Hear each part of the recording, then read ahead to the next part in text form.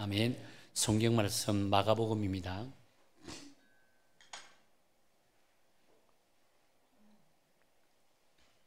마가복음 15장 20절부터 25절까지 짧은 구절이기 때문에 함께 우리가 천천히 읽어 나가도록 하겠습니다. 마가복음 15장 20절부터 읽겠습니다. 제가 함께 우리 읽도록 하겠습니다. 시작. 희롱을 다한 후 자색 옷을 벗기고 도로 그의 옷을 입히고 십자가에 못 박으려고 끌고 나가니라. 마침 알렉산더와 루포의 아버지인 구레네 사람 시몬이 시골로부터 와서 지나가는데 그들이 그를 억지로 같이 가게 하여 예수의 십자가를 지우고 예수를 끌고 골고다라 하는 곳, 번역하면 해골의 곳에 이르러 모략을 탄 포도주를 주었으나 예수께서 받지 아니하시니라. 십자가에 못 박고 그 옷을 나눌세 누가 어느 것을 가질까 하여 제비를 뽑더라. 때가 제3시가 되어 십자가에 못 박으니라. 아멘. 여러분은 축구 선수 가운데 어떤 선수를 제일 좋아하시나요? 저는 누구나 다 그렇겠지만 손흥민 선수를 참 좋아합니다. 그때 아마 작년인가 손흥민 선수에 대한 다큐가 TV를 통해서 방영된 적이 있었습니다. 그 내용은 손흥민 선수가 지금까지 정말 오기까지 어떤 과정이 있었고 어떤 훈련을 받았는가에 대한 내용들이었습니다. 인터뷰를 하는데 인터뷰 첫 마디가 어떤 말이었냐면요, 자기가 여기까지 올 수 있었던 것은 자기 아버지 때문이다. 세상에서 가장 존경하는 분은 자신의 아버지다라고 이야기를 했습니다.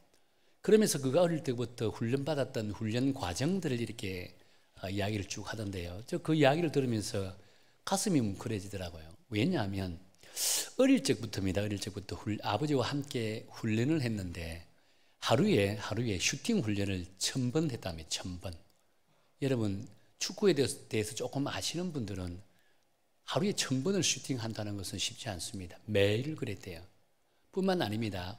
그 훈련 가운데 리프팅이라고 하는 훈련이 있대요. 그것은 공을 땅바닥에 떨어지지 않고 발을 사용해서 머리를 사용하고 몸을 사용해서 계속 이렇게 땅에 떨어지지 않고 땅에 올려서 이렇게 차는 거라고 합니다.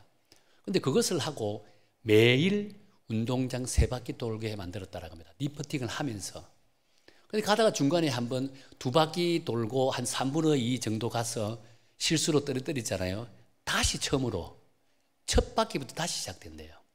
근데 놀라운 것은 365일 동안 이 훈련을 했다라고 합니다. 여러분 아무리 아버지지만 이런 훈련을 시키는 부모가 있을까요? 오죽했으면 이런 훈련을 하는 장면을 어느 할머니가 보고 경찰에 신고까지 했대요. 주변에서는요, 아마 너희 아버지는 어붓 아버지일 거다라고 이야기하는 이야기가 있었다라고 합니다. 손흥민 선수는 어릴 때부터 축구 선수가 되는 것을 좋아했다라고 합니다. 그런데 이 훈련받는 기간은 너무 힘들었대요. 도망가고 싶었대요.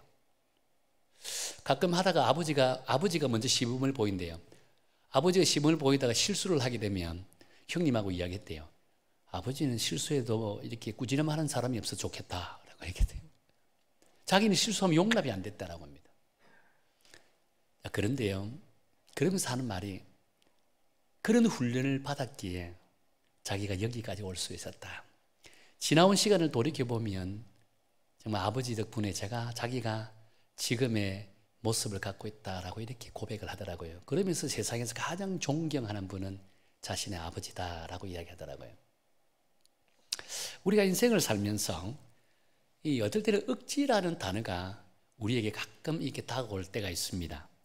지금 이 자리에 앉아있는 계신 분들도 자신의 의지와 상관없이 남편의 성화로, 아내의 성화로, 형제들의 성화로, 부모님의 성화로 손흥민과 같은 그런 억지라고 하는 단어를 경험해 본 분들이 있을 겁니다. 근데 여러분, 그 당시에 정말 하기 싫었잖아요. 학생들은 그 당시에 공부하기 싫었을 거고 또 배우는 것도 싫어했을 거고 훈련받는 것도 너무 싫어했습니다. 그런데 지나온 시간을 보면 어떻습니까?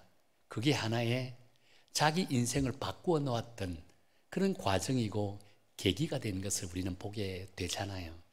이것은 우리 신앙생활도 마찬가지인 것 같아요. 억지로 한 제자 훈련이 얼마나 많은 삶의 변화가 일어났습니까? 부모님 성화 때문에 억지로 믿음 생활을 시작했습니다. 교회에 앉아서 예배를 드립니다. 그런 분들이 삶의 변화가 일어나서 목사가 되기도 하고 장로가 되기도 하고 권사가 되기도 하고 직분자가 되기도 한다는 겁니다. 그놈의 억지 때문에 얼마나 많은 변화를 경험하고 있습니까? 그렇게 우리에게는요, 억지에 대한 단어에 대해서 너무 민감할 필요는 없다라고 할 수 있다는 겁니다. 중요한 것은 그 억지라 할지라도 우리 그리스도인들에게는요, 하나님이 들려주시는 음성이고 하나님이 우리를 인도하는 하나님의 뜻과 섭리 가운데서 이루어진다라고 하는 사실을 믿어야 된다는 거예요. 이런 믿음을 갖고 있는 자들은 하나님으로부터 풍성한 은혜를 받게 되고 무엇보다 하나님이 인도함을 받는 우리 믿음의 성도가 될 줄로 믿습니다. 자, 이런 관점에서 의미에서 오늘 우리가 함께 읽은 본문의 사건을 보면요, 우리에게 참으로 중요한 교훈을 던져주는 그런 말씀이라고 할 수 있습니다. 오늘 사건은 20절부터 시작되는 것을 보게 된다는 겁니다. 우리 20절 한번 읽어볼까요? 우리 다시 한번 읽겠습니다. 시작. 희롱을 당한 후 자색 옷을 벗기고 도로 그의 옷을 입히고 십자가에 못 박으려고 끌고 나가니라. 이제 로마 군병들은요, 예수님을 희롱하는 일에 실정을 느꼈다라고 했습니다. 이제는 십자가에 못 박자라고 하면서 예수님을 끌고 나갔다라고 이야기하는 겁니다. 일반적으로 십자가형을 선고받으면 온갖 매질을 통해서 의식을 잃을 정도로 매질을 가한다라고 합니다. 왜냐하면 십자가의 형벌이 너무나도 큰 고통이기 때문에 그 고통을 조금이라도 감내해 주고자 하는 의도에서 창살에다 그 매줄에 채찍에 이 온갖 쇠붙이를 붙여서 살점이 떨어져 나갈 수 있는 그런 태장을 여러 차례 때린다고 합니다. 태장을 여러분 한 번, 두 번 맞고 나면 누구든지 사람마다 다 의식을 잃게 된다고 합니다. 그렇게 하는 이유는 십자가에 못 박혔을 때 그 고통을 조금이라도 감내해 주고자 하는 의도가 있다는 겁니다. 자, 그런데요, 오늘 읽은 본문을 보니까 로마 군병들에 대한 매질은, 로마 군병들이 예수님을 향해 하는 매질은요, 이런 배려적인 차원에서 하는 매질은 아닌 것 같아요. 왜냐하면 말씀이 나오잖아요. 희롱을 다한 후라고 했습니다. 이것은 곧 이들의 매질은 의도적이고 정신적인 고통을 배가시키려고 하는 목적을 가진 그런 참으로 고통스러운 고문이라고 할 수 있다는 겁니다. 배려하는 것이 아닙니다. 놀리기도 하고 때리는 그 자체가 예수님은 놀리는 그런 모습이라고 할 수 있는 거예요. 뿐만 아니죠. 지금 예수님의 상태는요, 아무것도 먹지 못한 상태였습니다. 또 신문을 당하고 채찍에 맞아 거의 실신 직전에 가 있다는 겁니다. 또한 가시관을 쓰고 심한 학대와 희롱까지 받았습니다. 이러한 상태에 있을 때, 이러한 상황에서 예수님에게 가장 필요한 것이 무엇이겠습니까? 옆에서 누구 한 사람이라도 던져주는 위로의 말일 거예요. 그런데 여러분, 이 예수님에게 위로가 되는 사람이 누구라고 볼 수 있을까요? 3년 동안 예수님과 동고동락을 했던 예수님의 제자들이라고 할 수 있는 거예요. 근데 지금 주변에 보니까 제자들 가운데 단 한 사람도 눈을 씻어 찾아봐도 그 흔적을 찾아볼 수 없습니다. 어디 갔을까요? 다 숨어버렸다는 겁니다. 그러니까 지금 현재 예수님의 상태는 육신적으로 정신적으로 이루 말할 수 없을 정도의 고통 가운데 빠져 있는 것을 보게 된다는 겁니다. 이런 상태에서 십자가를 짊어지고 골고다 언덕으로 올라간다는 것은 거의 불가능해요. 힘들다는 겁니다. 어느 기록에 보니까 예수님 당시에 지셨던 십자가의 무게에 대해서 이렇게 역사적인 기록을 살펴보면서 이 예수님 당시에 예수님이 짊어진 십자가는 과연 어느 정도 무게일까를 이렇게 찾아본 게 있더라고요. 대략 한 80kg 정도라고 합니다. 이런 80kg라면 어느 정도일까요? 80kg 적은 무게 아닙니다. 근데 잠깐은 80kg를 들을 수 있어요. 잠깐은. 그것을 메고 골고다 언덕까지 비단 골고다 언덕이 엄청나게 높은 산에 있는 것은 아니에요. 언덕과 같은 곳입니다. 근데 그것을 십자가 80kg 넘는 이 십자가를 메고 골고다 언덕까지 올라간다는 것은 정상적인 사람도 거의 불가능하고 힘들 정도입니다. 그럼에도 불구하고 정말 육신적으로 피폐해져 있고 하루 종일 고문과 채찍을 맞아 그냥 실신지경에 가 있는 예수님이 그 십자가를 메고 골고다 언덕으로 올라간다는 것은 불가능하다는 겁니다. 그래서 로마 병정들은요, 주변에 살펴보니까 지나가는 사람, 임의로 한 사람을 선택해서 그 사람에게 예수님을 대신해서 십자가를 짊어지고 골고다 언덕까지 올라가자라고 했다는 겁니다. 근데 오늘 본문에 보니까 이 임의로 불리움 받은 사람이 누구라 했습니까? 구레네 사람 시몬이다 라고 지칭한다는 거예요. 구레네는 뭐 지금으로 지역적인 명을 의미한다면 리비아에 있는 트리폴리가 구레네라고 이야기합니다. 당시에 유대인들은 트리폴리에 많은 사람들이 이주해서 살았다라고 합니다. 그런데 여러분, 유대인들은요 매년 절기 때마다, 특히 3대 절기 때는요 예루살렘에 올라와서 제사를 드리게 되어 있습니다. 그런데 예수님이 지금 그 로마 병정들에게 잡혔던 이때가 어떤 때입니까?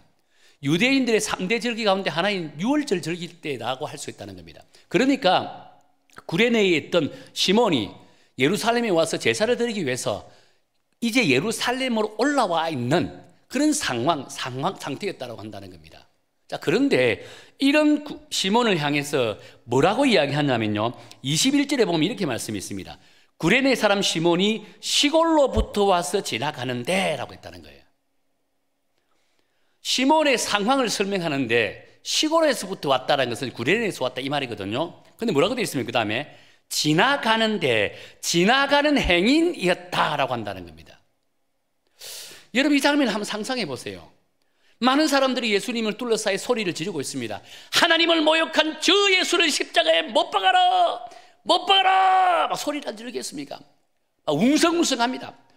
그러자 또 로마 병정들은요 예수를 향해 채찍을 휘두릅니다. 철석합니다. 예수님 보니까 가시 멜류관을 쓰고 있는 거예요. 피가 범벅이 되어 있습니다. 그러면서 십자가를 메고 가다가 조금 몇 걸음 안 걷다가 또 푹 쓰러지고 몇 걸음 안 푹 쓰러지고 또 예수님을 향해 군중들이 쭉 줄러서 있습니다. 그렇다면 어느 누가 봐도 어떤 것 구경꾼이 아니겠어요? 무슨 일이지? 어떤 일이지? 내가 한번 가서 봐야지. 내가 한번 가서 봐야지. 이런 마음 생기지 않겠어요? 근데 오늘 보니까 시몬은 뭐라고 되어 있습니까? 지나가는데 라고 한다는 겁니다. 이 말은 곧 나는 그 일과 관심 없다는 거예요. 나는 예수라는 사람이 가시에 멜류관을 쓰고 십자가를 메고 골고다 언덕으로 올라가는 것은 보기는 봤다는 겁니다. 근데 그거와 나와 무슨 상관이냐는 겁니다. 그 일과 나는 무슨 상관인가? 관심 없다는 겁니다. 이 일은 예루살렘에 사는 사람들의 일이지 나와는 전혀 상관이 없는 거예요. 나는 그냥 제사만 드리고 내려가 고향으로 돌아가면 된다는 겁니다. 그래서 얼른 지나가려고 했다라고 한다는 겁니다. 여러분, 우리 주변에도 이런 사람들이 참으로 많습니다. 남이 무엇을 하든 무슨 말을 하든 전혀 신경을 쓰지 않습니다. 관심이 없습니다. 내 일만 하면 된다는 겁니다. 여기저기서 일들이 터지지만 그 일은 나와 무슨 상관인가 라고 이야기를 합니다. 특히 오늘 이 시대를 살아가고 있는 우리 젊은이들이 더 심합니다. 남의 일 관심 갖고 싶은 마음이 없습니다. 내 친구가 옆에서 뭐 어려움을 당하든 고난을 당하든 고통을 당하든 나와 그것이 무슨 상관이냐라고 생각해버립니다. 나만 잘 먹고 잘 살면 되는 거예요. 나만 공부 잘하면 되는 거예요. 나만 좋은 직장 다니면 되는 거예요. 나만 믿음 생활 잘하면 되는 거예요. 내 옆에 친구들이 죽고 가든 무슨 상관이 있냐는 겁니다. 오늘 우리 그리스도인들은 마찬가지잖아요. 나 혼자 구원받으면 돼요. 내 남편이 지옥으로 떨어지든 내 자식이 지옥에 떨어지든 내 아내가 지옥에 떨어지든 상관없다는 겁니다. 나만 그냥 구원받으면 되는 거예요. 이런 생각이 오늘 우리 그리스도인들이 가지고 있는 생각이라고 할 수 있다는 겁니다.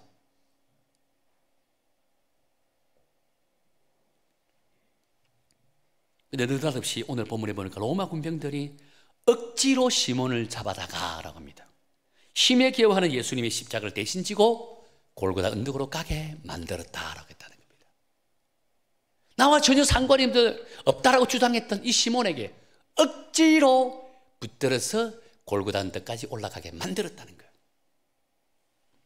여러분, 이때 시몬의 마음이 어땠을까요? 많은 사람 중에 왜 하필 나일까라고 생각하지 않았겠습니까? 이 많고 많은 사람 중에 이 지역 사람도 아닌 왜 나를, 이 일과는 전혀 상관이 없는 나에게 왜 십자가를 대신 짊어지라고 하셨을까? 라고 생각하지 않았을까요? 오늘 본문에도요, 오죽했으면 억지라고 하는 단어가 들어갔을까요? 이 억지라는 단어는 곧 내 의지와 전혀 상관이 없다는 겁니다. 어쩔 수 없이 십자가를 짊어졌다라고 하는 표현이라고 할 수 있다는 거예요. 근데 여러분, 보다 중요한 것은요, 이 본문의 시몬은 이 일로 인해 골고다 언덕에서 십자가에 못 박혀 돌아가시는 예수님을 직접 목격하게 되어졌다라는 겁니다. 내 의지와 상관없이 어쩔 수 없이 골고다 언덕에까지 올라갔지만 직접 내 눈앞에서 지금 바로 눈앞에 예수님이 십자가에 못 박혀 돌아가시는 장면을 직접 목격한 거예요. 그뿐만 아니겠습니까? 십자가에 돌아가시기 전에 예수님이 외쳤던 그 말들, 우리는 가상칠언이라고 합니다. 소리를 다 들었습니다. 뿐만 아니죠, 맨 마지막에 큰 소리로 예수님께서 외치면서 돌아가셨습니다. 숨을 거두셨습니다. 그때 하늘과 땅이 캄캄해졌다라고 합니다. 캄캄한 순간에 얼마나 두려움을 느꼈겠습니까? 옆에 있는 로마 병정들의 우두머리였던 백부장이 뭐라고 이야기했습니까? 진실로 이 사람은 하나님의 아들이다 라고 했다는 겁니다. 그 소리까지 다 들었습니다. 왜냐하면 지금 백부장은 시몬은요, 예수님이 십자가에 못 박히시는 그 바로 앞에 있었습니다. 아마 제일 가까이 있었을 거예요. 제일 가까이 그들 장면을 지켜보았을 겁니다. 백부장의 중얼거리는 소리까지 다 들을 수 있었습니다. 결국은 시몬은요, 억지로 진 그 십자가로 인해서 예수님이 누군지를 알았습니다. 왜 십자가에 못 박혀 돌아가시는지를 정확하게 깨달았다는 겁니다. 무엇보다도 이로 인해 하나님의 특별한 은혜를 입게 되었다라고 한다는 겁니다. 하나님의 특별한 은혜가 어떤 은혜입니까? 예수님을 영접하고 예수님을 만나는 이 은혜가 세상에서 가장 큰 은혜라고 한다는 겁니다. 그래서 우리는 이 은혜를 두고 특별한 은혜, 특별한 은총이라 라고 이렇게 우리를 부른다는 겁니다. 자, 그렇다면 여러분, 과연 이 사건이 시몬의 인생에서 어떤 영향을 끼치게 될까? 이 만남을 통해서 시몬이 받게 되는 축복이 과연 무엇일까? 우리 성경을 통해서 이 만남의 결과를 한번 추적해 보기를 원한다는 거예요. 한번 살펴볼게요. 먼저 21절에 보면 시몬 외 새로운 두 사람의 이름이 등장하죠. 제가 한번 읽어드릴게요. 알렉산더와 루포의 아버지인 구레네 사람 시몬이라고 등장하고 있습니다. 다른 공간 복음에서는요, 시몬 한 사람이 등장하지 두 사람 이름 등장하지 않습니다. 그런데 마가가 쓴 이 마가복음에서는 반드시 두 아들의 이름을 부르면서 누구누구의 아버지 시몬이라고 지칭하는 것을 보게 된다는 겁니다. 여러분, 이것은 무엇을 의미할까요? 지금 마가가 이 마가복음을 기록하는 그 시점은 AD 65년에서 70년 정도 사이라고 합니다. 그렇다면 지금 이 십자가 사건이 일어나고 나서 시간이 어느 정도 흘렀다라고 봅니까? 약 한 30여 년이 흘른 시점이라고 볼 수 있다는 겁니다. 이 십자가에 매달리는 그 시점에 구레네 사람 시몬은요, 아주 젊을 때, 그렇게 정확하게 나이는 알 수는 없습니다. 그렇지만 예수님보다 비슷하거나 조금 더 많지 않겠는가라고 정도로 본다는 겁니다. 그 다음에 30년이 흘렀다면 이 시몬의 나이가 어떻게 되겠습니까? 적어도 60은 넘었다는 겁니다. 자, 그 가운데 시몬의 두 아들들 알렉산더와 루포는 오늘 본문에 보니까 시몬을 소개할 때 알렉산더와 루포의 아버지 시몬이라고 소개하는데, 이 소개는요, 누구의 아버지라고 소개하는 것을 보면 이 당시 시몬의 아들들은 이름만 되면 누구나 알 수 있을 정도로 세상적으로 신앙적으로 엄청나게 많은 축복을 받은 사람, 출세한 사람, 성공한 아들이라고 할 수 있다는 겁니다. 마치 손흥민의 아버지 이름이 누구죠? 손웅정 씨입니다. 여러분, 손웅정 씨 잘 알아요? 그런데 여러분, 손흥민 아버지 손흥준은 하면 다 알아요. 아, 손흥민의 아버지구나. 손웅정 씨가 유명해서 손흥정 씨를 아는 것이 아니고 누구 때문에? 자신의 아들 때문에 손흥정 씨를 안다는 겁니다. 유명한 아들 때문에 손흥정 씨를 안다는 겁니다. 동일하다는 겁니다. 세상 사람들은, 이 마가복음을 읽는 사람들은 시몬이라는 사람보다는 알렉산더와 루포의 아버지 시몬 하면 누구나 다 안다는 거예요. 그 정도로 이 자신의 아들들이요, 세상적으로 출세를 했고, 무엇보다 믿음 생활도 대단히 모범적인 믿음 생활을 하고 있는 것을 보게 된다는 거예요. 또 한번 볼까요?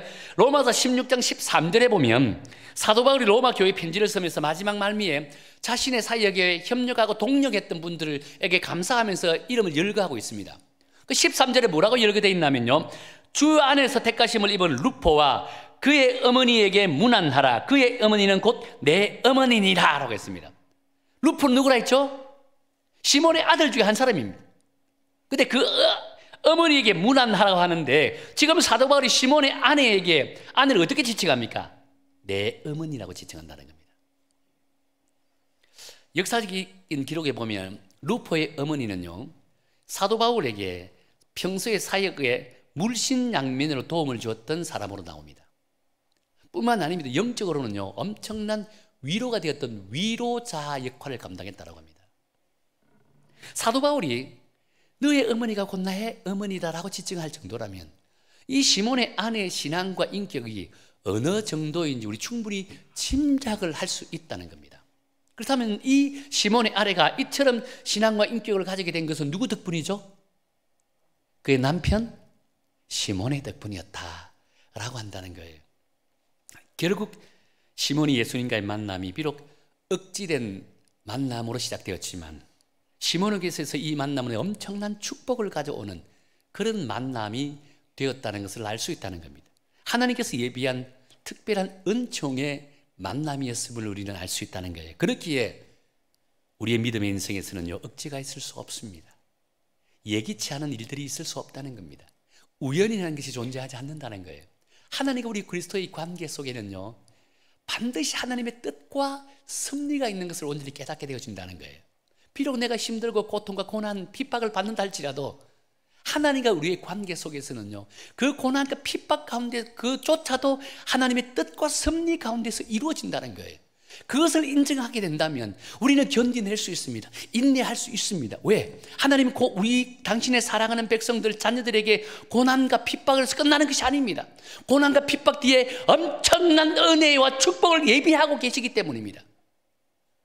그런데 하나님의 뜻과 섭리를 깨닫지 못할 때는 우리에게 임하는 그 고난과 작은 환난에도 우리가 쉽게 무너져버리고 절망하고 낙심해버린다는 겁니다. 심지어 나 자신을 포기해버리는 이런 안타까움을 가지고 있는 거예요. 왜 그럴까요?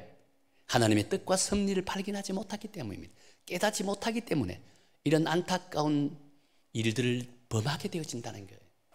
여러분, 오늘 이 자리에 나와서 예배드리는 여러분들도요, 하나님의 뜻과 섭리 가운데 이곳에서 예배드리게 될 줄로 믿습니다.